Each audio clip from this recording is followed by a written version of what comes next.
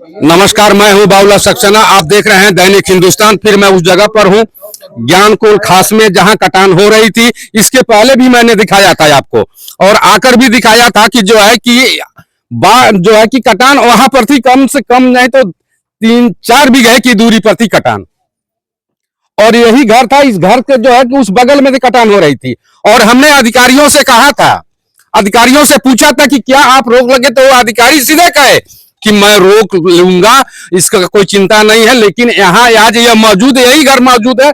हम लोगों ने पूछा था तो कहे कि लोग जो है कि कटान मुश्किल है। तो मैंने वो दिखाया था कि जो है कि नदी जो है कि अपने में समाहित कर लेगी, इसमें कोई दो राय नहीं है। आज वही हुआ। अधिकारी केवल फर्राटे से आ रहे हैं और फर्राटे से जा रहे हैं।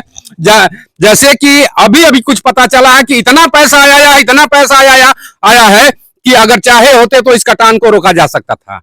अभी हमारे हैं राष्ट्रीय अध्यक्ष जो है कि एंटी करप्शन के अध्यक्ष माननीय कमलेश ओझा जी हैं। मैं उनसे भी वार्तालाप करूंगा, लेकिन मैं सीधे अपने सहयोगी से कहूंगा कि कटान वहां पर था और कटान यहां पर आ गया, इसको दिखाने का काम करें। और उनके सहयोगी भी हैं दुबे जी, वो भी आए हुए हैं। लोग पूरा बायोडाटा लिए हैं कि कितना पैसा आया है, इस मध्य में आया है, इस गरीब इन घरों के लिए आया है, इन बाढ़ क्षेत्रों के लिए आया है। वही बाढ़ खंड के अधिकारी जब आए थे, मैंने सवाल उनसे उठाया था तो उन्होंने कहा कि जितना मुझे प्रयास है मैं कर रहा हूं और नदी का प्रवाह हम नहीं रोक नहीं पाएंगे। जो है कि अपना वह तर्क देकर वह निकल गए। चूंकि हमारे पास ऑलरेडी आज भी वो वीडियो है, मैं उसको दिखा दूंगा। लेकिन कहने का मतलब यह है कि बाढ़ खंड अधिकारी लोग केवल एसी में बैठ जाते हैं, एसी में बैठकर जो है कि फरमाइश करते हैं, आएंगे और फर्राटे से छोटे छोटे अधिकारियों के ऊपर हुक्म चलाकर वह चले जाएंगे। उनको कुछ करना नहीं है। और यहाँ के मैं चिल्लू पर के विधायक से भी मैं मांग किया था कि अधिकारियों की जांच हो, आखिर ऐसा क्यों हो रहा है। फिर वो इस बात को मैं दोहरा रहा हूं कि यहाँ के चिल्लू पार के विधायक क्यों नहीं उस पर एक्शन ले रहे हैं। एक्शन उनको लें। मैं इन्हीं के साथ मैं आ रहा हूं एंटी करप्शन के जो है कि राष्ट्रीय अध्यक्ष माननीय कमलेश ओझा जी, मैं उन्हीं से वार्तालाप। सर अपना नाम बतावें पहले तो। मेरा नाम पंडित कमलेश ओझा है, मैं राष्ट्रीय अध्यक्ष हूं anti corruption core of India का। जी सर, आप बाढ़ दौड़ा कर रहे हैं, देख रहे हैं बहुत मुसीबतों से गुजारा करना पड़ रहा है, बहुत दयनीय स्थिति हो गई है। लेकिन यहाँ पर अधिकारी बचाने में भी नाकाम रहे हैं और अधिकारी बचा भी नहीं पा रहे हैं। अधिकारी केवल अपना पल्ला झाड़ रहे हैं। इस पर क्या कहना चाह रहे हैं आप? देखिए, अधिकारी क्या बचाएगा जब भ्रष्टाचार में लिप्त है? वो अधिकारी क्या बचा सकता है? और उस अधिकारी के ऊपर के अधिकारियों कोई जांच ही नहीं है। इस प्रशासन में कोई जांच है नहीं। मेरा मानना है कि आज के 6-7 महीना पहले जी ज्ञानकुल से लेकर के डेरवा तक जी केंद्र सरकार ने जी इनको 140 करोड़ रुपया दिया। 140 करोड़ प्राप्त सूचना के अनुसार 140 करोड़ रुपया स्वीकृत किया जी। अगर ये 6 महीने पहले की बात है और उसी समय ये अधिकारी अगर उस पर एक्शन लेते और उतने पैसे का खर्च करते तो यहाँ से डेरवा तक बांध बनवा करके किसी भी तरह से यह स्थिति पैदा नहीं होती। तो सर मैं एक बात और जानना चाह रहा हूं, चूंकि आप एंटी करप्शन के राष्ट्रीय अध्यक्ष भी हैं और इसमें तो क्या आप लोग भी एक्शन लेंगे क्या इसमें? बिल्कुल नहीं, एक्शन नहीं लेना होता या हमारे संगठन को पीड़ा नहीं होता। हम भी मानव है, पीड़ा नहीं होता तो हम इसमें आते क्यों? हम तो आराम से लिंटर में पड़े हुए हैं। लेकिन एक्शन लेके जितना हम लोगों का अधिकार क्षेत्र में है, हमारे प्रभारी जी दुबे जी के जितना अधिकार क्षेत्र में है, आज से अभी से ही एक्शन शुरू हो गया।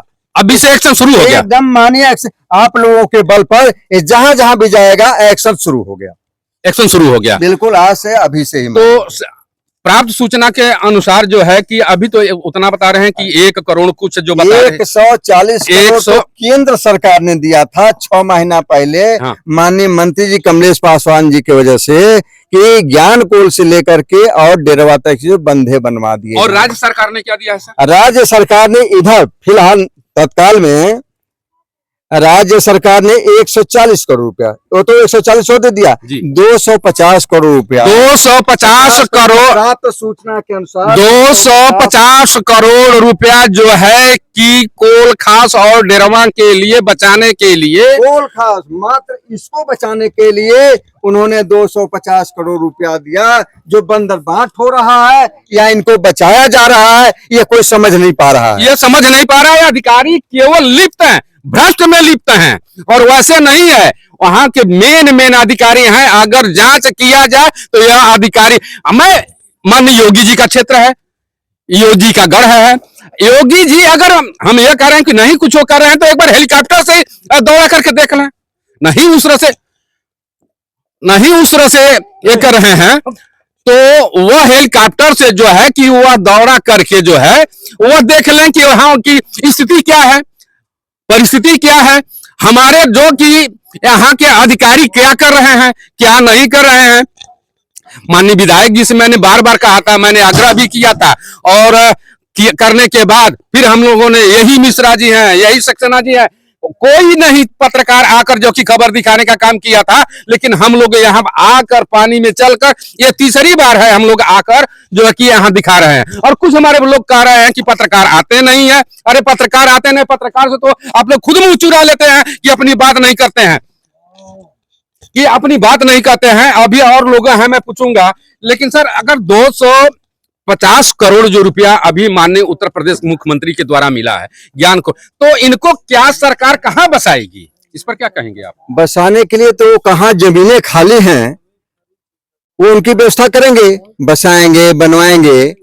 फिलहाल तत्काल की जो व्यवस्था है, तत्काल कहाँ बसा पाएंगे? उनके पास क्षमता नहीं है तो सब कुछ है उनका, लेकिन बसा नहीं पा रहे हैं। सरकार चाहे सर, नहीं सरकार चाहे तो एक दिन में काम बन जाएगा, काम कर देगी। लेकिन क्यों होगा? अधिकारी क्यों करेंगे ऐसा रिपोर्ट भी क्यों देंगे? इसलिए कि अगर दे देंगे तो उनके जो बंदरबाट हो रहा है, जो भ्रष्टाचार के तहत बंदरबाट आपस में मिल रहा है, यह अमीर बंद हैं, इनके बाल बच्चे आनंद ले रहे हैं, तो वह रुक जाएगा। तो ऐसा चाहेंगे क्यों अधिकारी?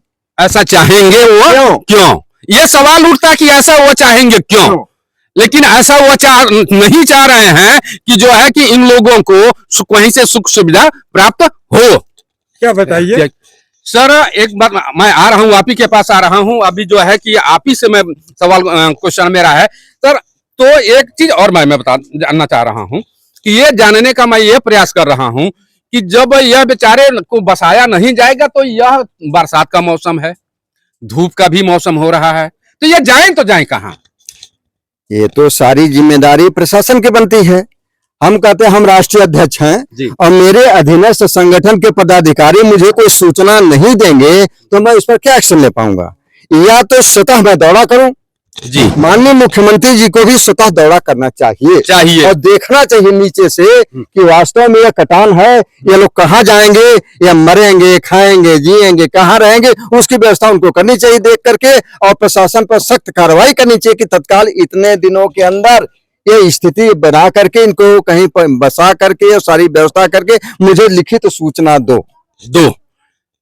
सही बात है कि जो है कि सूचना देने के लिए अधिकारी प्रतिबंध होता है, अधिकारी ही लिखित देता है, अधिकारी भ्रष्टाचार का लिप्त होता है अधिकारी, लेकिन यह कर नहीं पा रहा है। मैं आ रहा हूँ दूसरे सहयोगी जो कि एंटी करप्शन के जो है कि हैं, उत्तर प्रदेश के प्रभारी है डॉक्टर ऋषिकेश दुबे जी। आपका जो प्रश्न है, सबसे बड़ी बात है कि जिलाधिकारी महोदय इस गांव को देखने कितने बार आए? पहला प्रश्न जो उनकी जिम्मेदारी बनती है, और इसको विस्थापित करने का अधिकार जिलाधिकारी को है। कहीं भी ऊंचे में जमीन देख करके इनको बसा करके आवास आवंटित कर सकते हैं, उन्होंने ऐसा नहीं किया। ऐसा उन्होंने किया नहीं, जो सबसे पहले यह साबित करता है कि वह जनता के प्रति संवेदनशील नहीं है। इनके दुख दर्द से उनको कोई मतलब नहीं है। अगर दुख दर्द से मतलब होता तो इनसे मिलते, इनकी समस्याओं को जानते, और इनके विस्तार हर साल ये भोगते हैं। एक वर्ष की बात नहीं कि इस बार पहले बार आपदा आई है, हर साल भोगते हैं।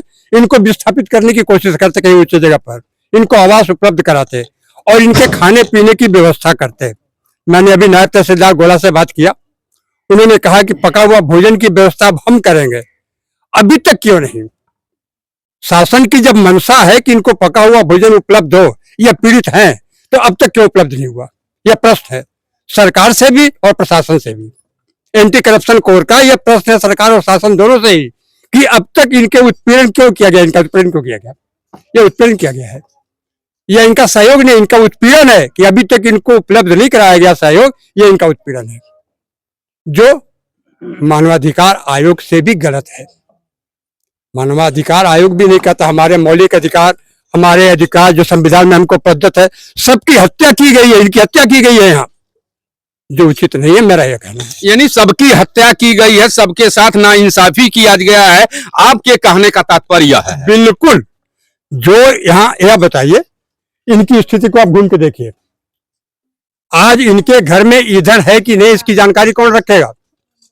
डीएम का ही होता है, यह अधिकार बनता है उनका। सरकार का यह आदेश है कि भूख से कोई नहीं मरे, इनके पास भूख है कि नहीं इसका जांच कौन करेगा, किसके पास यह जानकारी होनी चाहिए।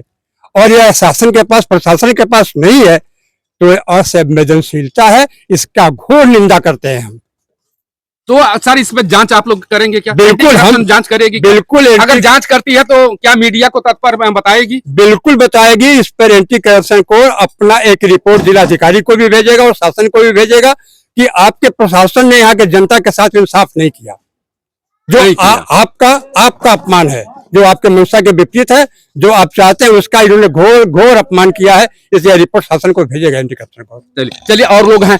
अच्छा एक बात बताइए, आप लोगों को खाना पका मिल रहा है? कितने दिनों से मिल रहा है? कितने दिन साहब यहाँ नहीं मिला। कितने दिनों से यहाँ नहीं मिल रहा है? ये 2-3 दिन से 4 दिन से। यानी 4 दिन से आप लोगों को खाना नहीं मिल रहा है। देखिए अभी जो है कि नायब तहसीलदार कह रहे थे कि अभी हम माननीय कमलेश ओझा जी से कह रहे थे कि हम अभी जो है कि खाना पका हुआ व्यवस्था कर रहे हैं और अभी पहुंचवा करा रहे हैं। क्यों सर ऐसा ही उन्होंने आपसे कहा है? उन्होंने कहा जरूर यह बात, लेकिन मैंने भी खंडन किया है कि आज आप भेजने की बात कर रहे हैं। इसके पहले बोरियों का गिराते थे, 10 दिन 15 दिन पर कितना अनाज जाता था, 10 किलो चावल 10 किलो आटा, और उसमें नमक तेल भर दे, तेल तो आता ही नहीं था, नमक वगैरह भर देते थे।